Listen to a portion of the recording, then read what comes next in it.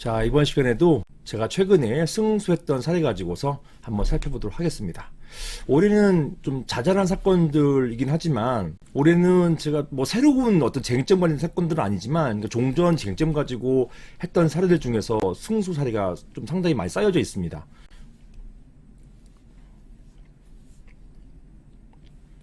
그러니까 이 말씀은 이게 한번 제가 승소해서 이게 승소하고 나름 정리된 사례인데, 이게 자꾸 문제가 되고 있는 것 같아요. 그러니까 문제가 되고 있어서 그걸 다시 정리하는 그런 의미에서 제가 다시 한번 이걸 쟁점 잡아가지고 설명을 드리게 되었습니다.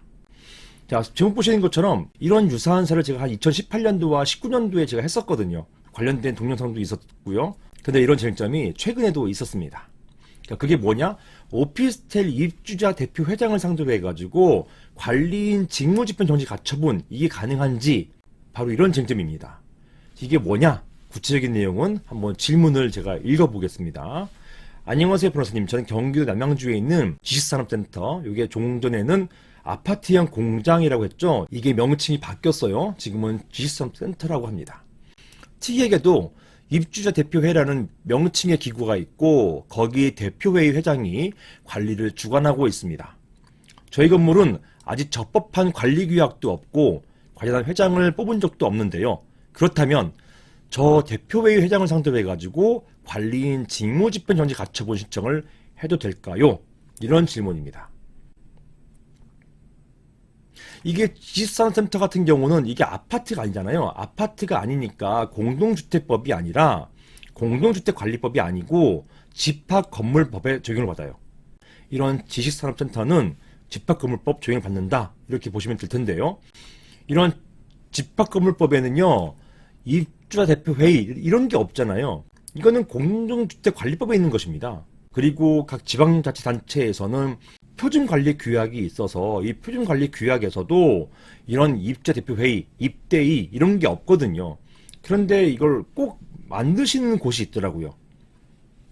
아마 어떤 분이 본인의 아파트에서 있는 관리 규약을 따가지고 오셔가지고 이렇게 만드시는 것 같아요. 그게 지금도 여러 군데 있습니다. 아무튼 이런 입주자 대표회의는 명칭의 기구를 가지고서 관리를 하더라고요. 그리고 여기는 집합건물법상의 관리단 대표, 즉 관리인이라는 사람이 또 없습니다. 있다 하더라도 이 관리인을 관리소장으로 또 보고 있어요.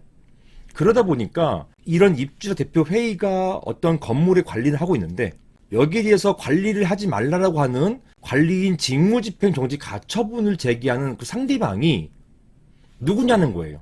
소장에 불과한 그런 사람을 상대로 이런 가처분을 제기하는 게 맞느냐, 아니면 실제로 관리를 하고 있는 입주자 대표회의의 회장을 상대로 하는 것이 맞느냐. 그런데 문제는 그 대표회의 회장은 관리인이 아니잖아요. 관리인도 아닌데 관리인 직무집행 정지 가처분을 하는 것이 옳으냐, 이런 게 쟁점이 된 것입니다. 자, 관련해서 관련된 법부터 한번 살펴보시겠습니다. 자, 관련된 법은 집합건물법이고요. 지식산업센터는 집합건물법 적용을 받게 되는 것이고, 제24조에 보시면 구분 소유자가 10명 이상일 때는 관리인을 선임해야 된다. 여기에서 관리인 누구냐? 관리단을 대표하는 사람이에요. 관리소장님이 아니란 말입니다. 관리소장님, 센터장님이 아니라 관리단을 대표하는 분, 이 사람이, 이런 분이 바로 관리인인 거예요.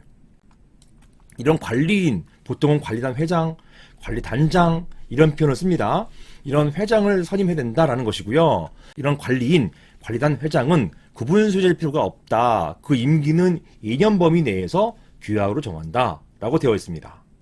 그리고 관리인은 관리단 집회의 결의로 선임되거나 해임된다. 다만 예외적으로 관리위원회 결의로 선임되거나 해임될 수 있도록 정해놨어요. 그리고요, 이 사건은 관리인 직무집행 정지 가처분이잖아요. 이런 직무집행 정지 가처분을, 이거를 임시 지위를 정하는 가처분이라고 합니다. 이게 근거가 뭐냐면 민사집행법 제300조거든요.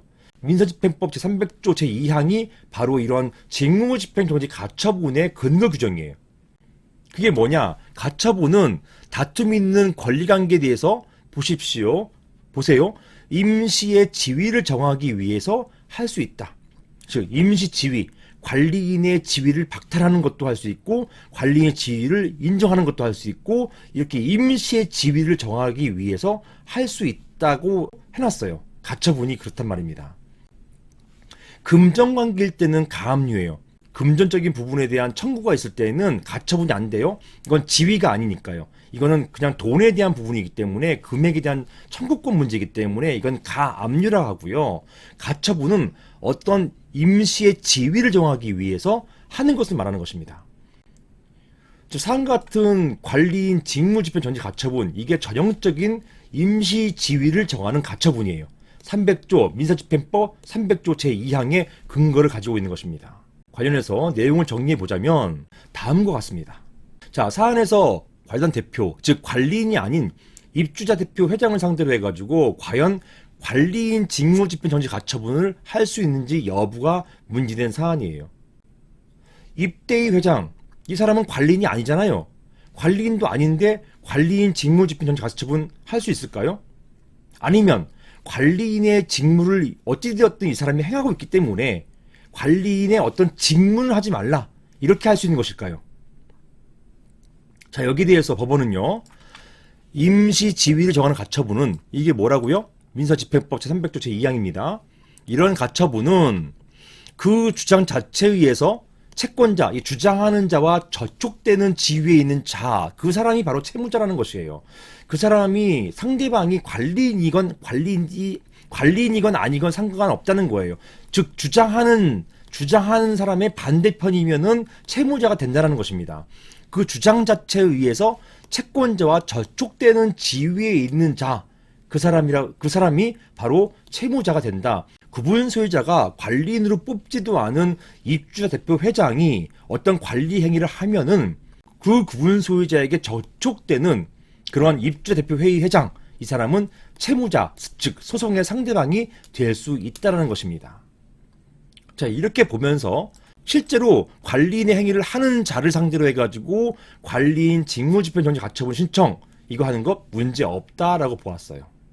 자, 이러한 판례에 의하면 사안에서도 비록 입주자 대표 회의 회장은 적법한 관리인은 아닙니다. 하지만 실제로 관리인으로서 행위를 하고 있기 때문에, 즉 여러 가지 관리 행위에 대해서 서명하고 집행하고 지시하고 하기 때문에 관리인으로서의 행위를 하고 있는 거예요. 따라서 이런 회장 이자를 상대로 해가지고 관리인 직무집행 정지 가처분 신청하는 것 가능하다, 충분하다, 이렇게 보겠습니다. 사안에서도 그렇게 보았습니다. 이상입니다.